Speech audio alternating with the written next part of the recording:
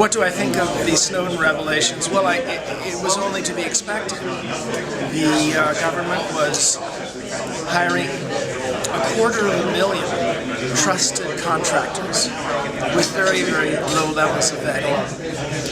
And at the same time, we have a civilization that praises self-righteous indignation and suspicion of authority in all of our movies and some of the novels too.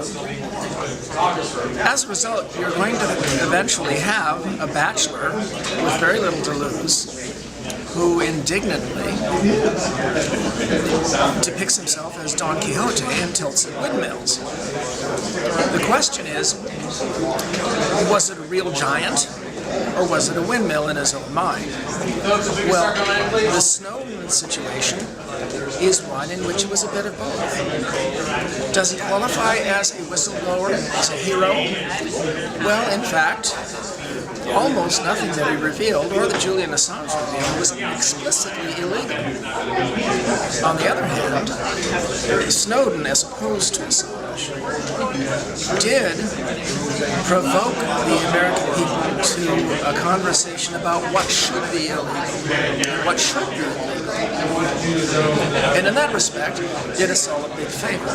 Also, he pointed out the silliness of the NSA having 250,000 poorly vetted, trusted contractors. So he exposed security leaks. In the long run, it might be a good thing that this happened. Very irksome. But the most important point to make is this. We live in a world in which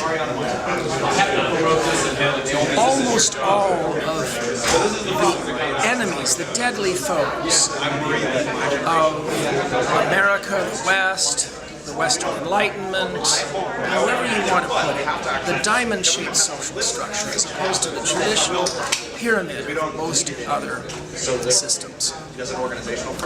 Almost all the enemies of this diamond-shaped social structure, the Enlightenment, science, openness, almost all of those enemies are fatally allergic to light.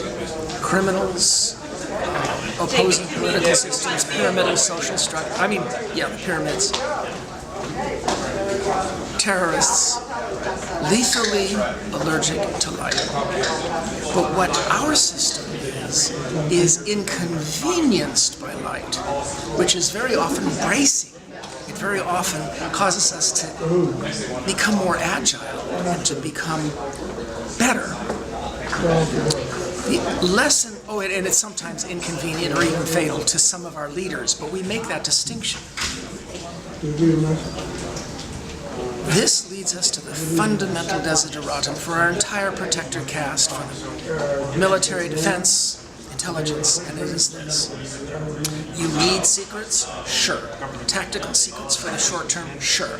Should we have a tussle over whether they should not be excuses to evade accountability? Absolutely. And the citizens will get used to and cooperate with it. Find compromise methods for accountability that let you do your jobs. But here's the key point. If we can encourage a secular trend across the 21st century toward a world of general openness and general transparency, awash with light, those who want to harm us will fail. They'll wither. And we'll do fine. The absolute desideratum that everything has to boil down to, and even your secret activities have to boil down to,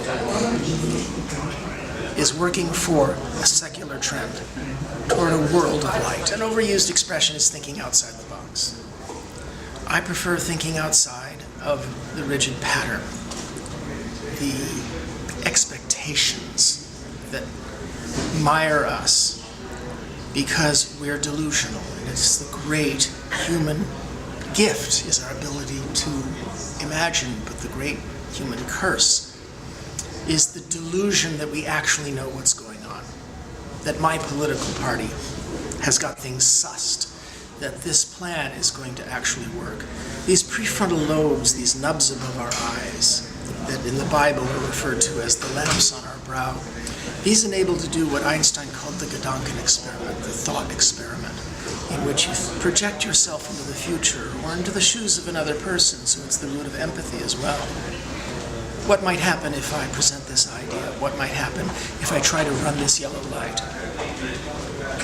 And so our professional protector caste tries to use these prefrontal lobes and all the tools of analytics and big data to anticipate possible threats and anticipate what to do next. But it will always fail, sooner or later.